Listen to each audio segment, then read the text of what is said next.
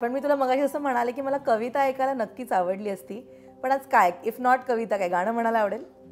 काहीतरी तर म्हणावं लागेल. त्याच्याशिवाय कसा इंटरव्ह्यू मी पूर्ण तुला होणार? एक ना माझी ना नटावरती मी लिहिलेली कविता प्लीज, ऐकवतो. प्लीज मला खरंच मी आवडेल. तुला सांगतो की मी स्वतःला जर मला उद्या देव भेटला तर मी त्याच्याशी काय बोलीन, हां. ती कविता मी तुला ऐकवतो. आणि याच्यामध्ये एका नटाला काय काय वाटत असतं हे लिहिलेलं आहे की नाही का, मला बुकिंग व्हावं, माझं नाव आणि नंतर जावं, किंवा आणि प्रशांत दामले आणि काशीनाथ घाणेकर असं व्हावं, आणि प्रभाकर पणशीकर.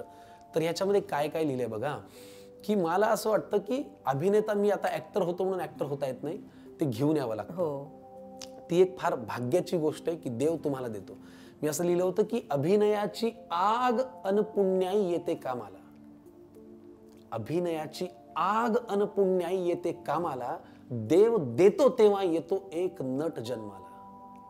ह्या जातीला स्वतःची अनेक रूप बघता येतात, चढून रंग एका जन्मी अनेक जन्म जगता येतात. तिन्ही त्रिकाळ क्षण क्षण हा स्वप्न नव्याने बघतो, एक नट देवाकडे सांगतो काय मागतो.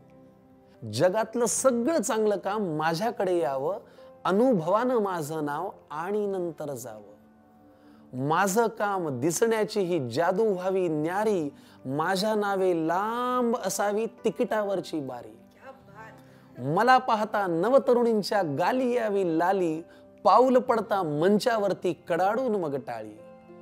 मी हसवता खळखळून मग एकच हसू पिकावं, माझ्या डोळा पाणी येतात त्यांनी हळूच टिपावं.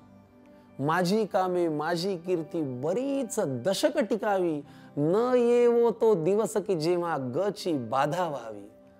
म्हणे तू देवा इच्छिलेले सर्व सर्वा देतो, म्हणे तू देवा इच्छिलेले सर्व सर्वा देतो, तथास्तु म्हण लगेच आपुल्या कामा हा नट जातो, तथास्तु म्हण लगेच आपुल्या कामा हा नट जातो.